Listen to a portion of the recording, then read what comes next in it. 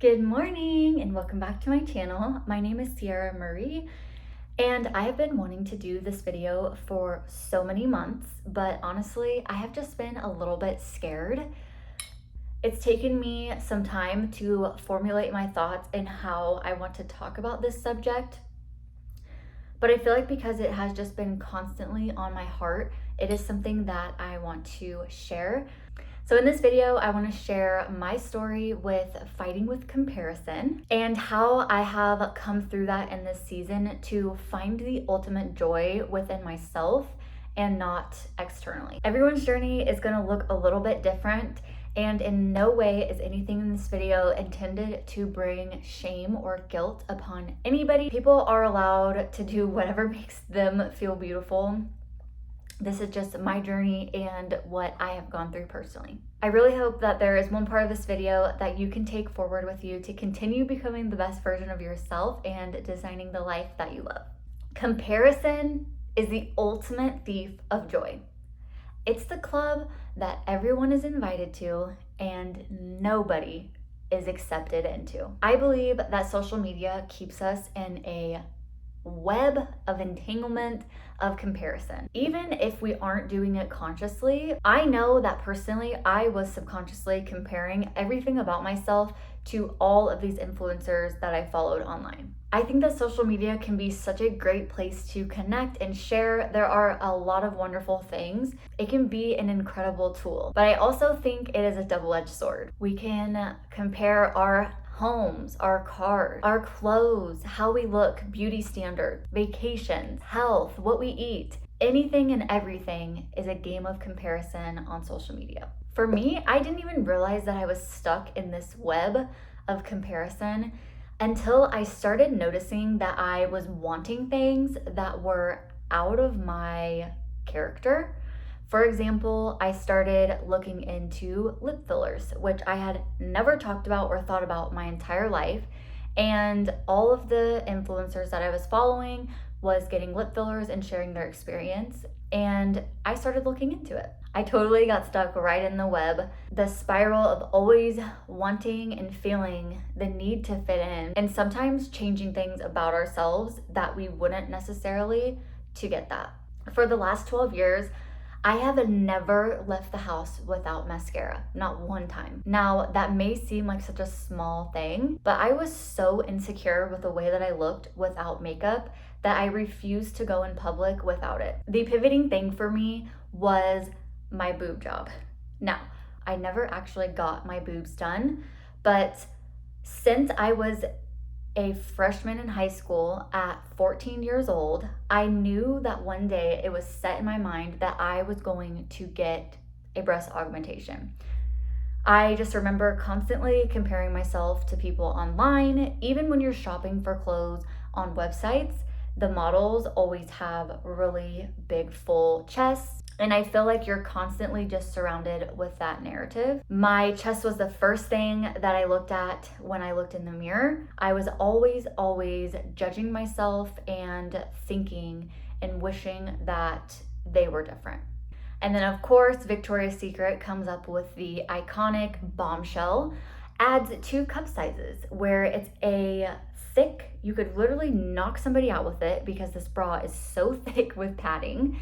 And for 10 years, I wore that bra every single day. Throughout high school and college, I would even buy extra padding and put it in my swimsuits because I was very insecure about being out in a swimsuit. Before I moved to Europe in 2021, I actually saved up all of my money, every single penny that I had, and I was dead set that I was going to get a breast augmentation in Europe, away from all of my friends and family.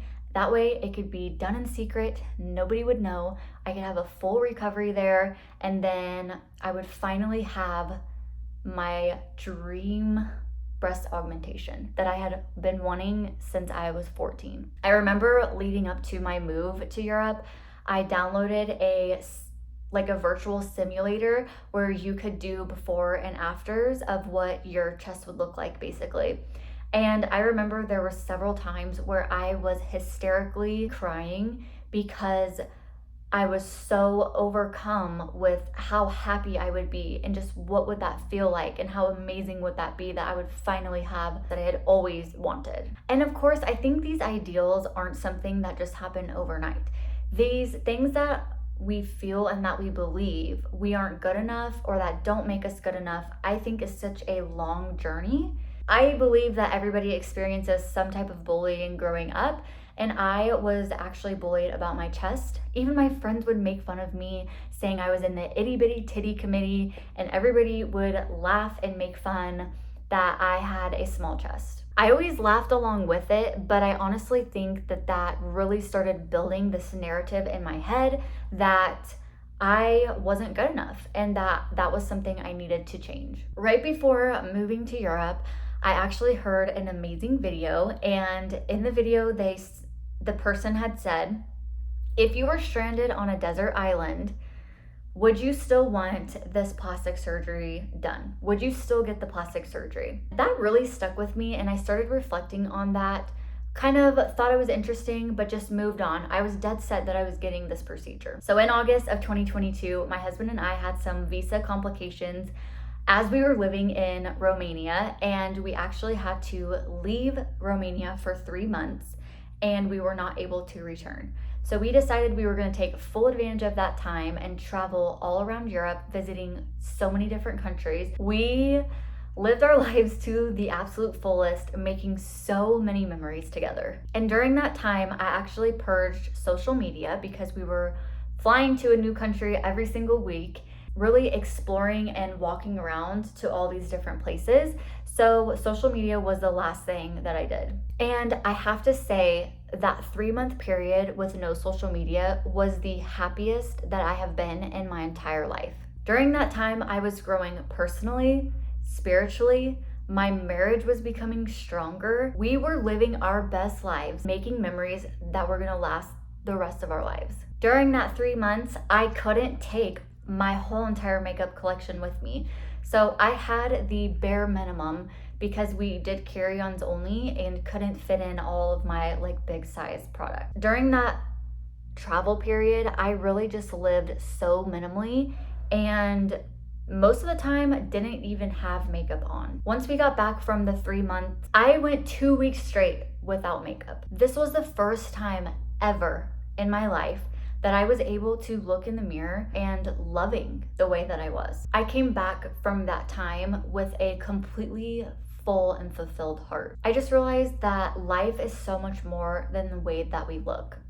And for me, I wasn't getting a boob job for me. Yes, I had wanted one for so long, but it's because I was constantly comparing myself to everybody else. I finally was able to look in the mirror and love myself for who I was, because the only person I was comparing myself to was me. So I took that money that I had saved for a breast augmentation and I spent it on things that actually made me happy. Now when I look in the mirror, I see the person that I've worked so hard to become. The memories I've made, the places I've traveled, the people that I make feel loved, seen, and heard, the wife I have become, and the mother that I will be someday. We are so much more than our looks. Our life experiences, empathy, kindness, love, and curiosity, this all makes us so interesting and able to connect with one another. Stripping away these outer things doesn't mean that we're not allowed to have them. We can still do things that make us feel great, if that is truly what you love. But it no longer meant that I needed those things and that it was something that I had to do, but something that I could choose to do on my own. So at the beginning of 2023, I made a commitment to fully get off of social media. I deleted Instagram, Facebook, TikTok off of my phone. Honestly, that was one of the healthiest things that I could have done for myself. I hope that by sharing my story, it can help encourage even just one of you. Everyone's journey is going to look completely different. Everyone's struggles are going to look different. And beauty is amazing, but what is external beauty if we are suffering and sad on the inside? I believe that we are designers of our own life. We get to choose what makes us feel beautiful. No one else has the authority to tell us what makes us beautiful. So let's redefine our minds to design the life that we love.